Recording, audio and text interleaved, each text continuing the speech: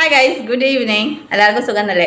അപ്പോൾ എൻ്റെ 2 ചേലന്മാർ വന്നിട്ടുണ്ട്. അറിയാലോ ആരായിരിക്കും? ഒബ്വിയസ്ലി അജിയും രേഷ്മയാണ്. അപ്പോൾ ഞാൻ പറഞ്ഞേ, അജി വരുമ്പോൾ വെറും കൈയോട് വരില്ല, ഒന്നും കൊണ്ടുവരും. അപ്പോൾ അതായത് ടിഫിനിലാണ് കൊണ്ടുവന്നത്. എൻ്റെ സൈസും കണ്ടിട്ടാണ് ഈ ടിഫിനിൽ കൊണ്ടുവന്നത്. അപ്പോൾ ഇത് എന്താണെന്ന് നമുക്കൊന്ന് തുറന്നു നോക്കാം കേട്ടോ. ഓപ്പൺ ആക്കട്ടെ.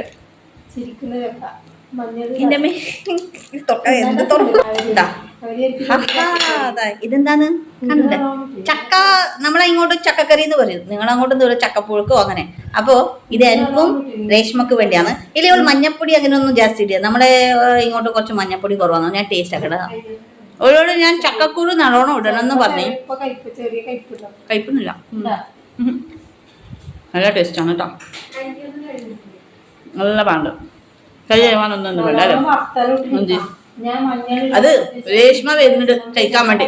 ഓക്കെ ഷാ അന്ന് കണ്ടിട്ട് നിങ്ങ എല്ലാ ചക്കയില ചിന്തേനെ പറ്റി മൂട തിന്നുമ്പോൾ ഓക്ക് ബാ ബാ ബാ ബാ ബാ ഇങ്ങോട്ട് വേണേ. ഓളിപ്പോ ഇനി ഷാർ വായിക്കാൻ വേണ്ടി വരുന്നത് കൈ പാവല്ലേ രേഷ്മ. അപ്പൊ രേഷ്മക്ക് കുറച്ച് പാത്രത്തിൽ ഇടാട്ടോ. ഇത്ര ഇല്ല, നല്ലോണം കൊടുക്കും പാവം. ഇത്ര ഒന്നല്ല, കുറച്ച് ജാസ്തി കൊടുക്കും ഞാൻ. ഇത് രേഷ്മക്ക് കേട്ടോ. ബാക്കി ഇത്ര മാത്രം ഞാൻ തോന്നുന്നു. അജിക്ക് വേണ്ടറിയ, അജി വീട്ടിൽ നിന്ന് കഴിച്ചിട്ട് വന്നത്. രേഷ്മ ഇവിടെ വന്നിട്ട് പറ എങ്ങനെയുണ്ട്?